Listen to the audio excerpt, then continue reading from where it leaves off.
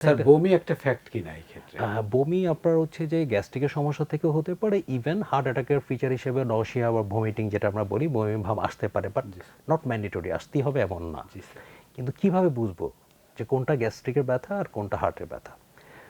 সব মানুষই গ্যাস্ট্রিকের যে সমস্যা যেটা আমরা বলি অ্যাসিডিটি ইস্যুস কম বেশি সবাই ফেস করে, বাট হার্ট অ্যাটাক থেকে যখন বুকে জ্বালা পোড়া হয়, এটা একটু আনইউজুয়াল, অস্বাভাবিক জ্বালা পোড়া।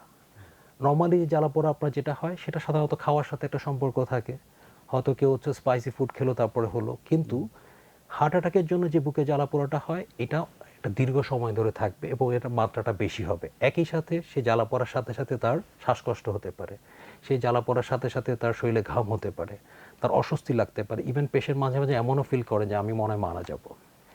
এবং 20 মিনিট 30 মিনিট পার হয়ে যাচ্ছে, জ্বালা পড়া কমার কোনো লক্ষণ নেই। তো তখন বুঝতে হবে যে না, সব জ্বালা পোড়াই কিন্তু গ্যাস্ট্রিকের জ্বালা পোড়া না। এবং এই ভুল করে আমরা কিন্তু অনেক পেশেন্ট পাচ্ছি, ইভেন ইভেন আমরা ডক্টর পেশেন্টও পেয়েছি, যে patient himself is a doctor, but আমরা যখন তার ট্রিটমেন্ট করছি ক্যাথ ল্যাবে, সে আমাদের হিস্ট্রি দিল যে 2 দিন ধরে সে এসিডিটি ড্রাগ খাচ্ছে, সে মানে ধরে নিয়েছে গ্যাস্ট্রিকের চিকিৎসা Yes, নিচ্ছে। সে ধরে নিচ্ছে সে এটা গ্যাস্ট্রিকে এসিডিটি আক্রান্ত। ইস্যু।